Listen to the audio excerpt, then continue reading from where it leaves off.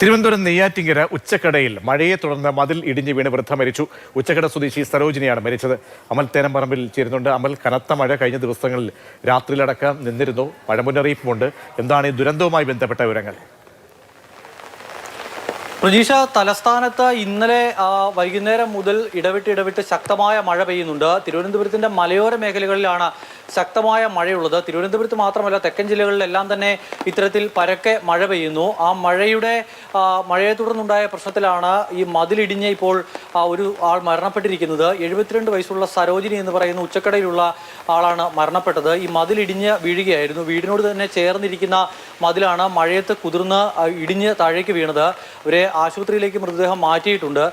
മലയോര മേഖലയിൽ ശക്തമായി തന്നെയുള്ള മഴ പെയ്യുന്നു എന്നുള്ളതാണ് മനസ്സിലാക്കാൻ കഴിയുന്നത്. കാര്യമായ അപകടങ്ങൾ പക്ഷേ ഇതുവരെയും റിപ്പോർട്ട് ചെയ്തിരുന്നില്ല.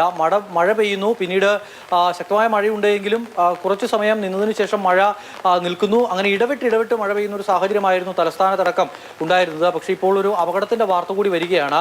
മഴയുടെ കാര്യം കൂടി പറഞ്ഞു പോവുകയാണെങ്കിൽ ഇന്ന് രാവിലെ വരെ 4 ജില്ലകളിലാണ് യെല്ലോ അലർട്ട് പ്രഖ്യാപിച്ചിരുന്നത്. 11 മണിക്ക് വന്ന പുതിയ മഴ മുന്നറിയിപ്പിൽ കൂടുതൽ ജില്ലകളിലേക്ക് യെല്ലോ അലർട്ട് പ്രഖ്യാപിക്കുകയാണ്. ഇടുക്കി, എറണാകുളം, പത്തനംതിട്ട, കോട്ടയം, അതോടൊപ്പം തന്നെ കൊല്ലം, ആലപ്പുഴ, തിരുവനന്തപുരം ജില്ലകളിലാണ് ഇപ്പോൾ പുതിയതായി യെല്ലോ അലർട്ട് പ്രഖ്യാപിച്ചിരിക്കുന്നത്. അങ്ങനെ തിരുവനന്തപുരം മുതൽ ഇടുക്കി വരെയുള്ള ജില്ലകളിലേക്ക് യെല്ലോ അലർട്ട് വ്യാപിക്കുകയാണ്. നാളെയും ഇത്രയും ജില്ലകളിൽ, ഈ ഇടുക്കി മുതൽ തിരുവനന്തപുരം വരെയുള്ള ജില്ലകളിൽ യെല്ലോ അലർട്ട് പ്രഖ്യാപിച്ചിരിക്കുന്നു.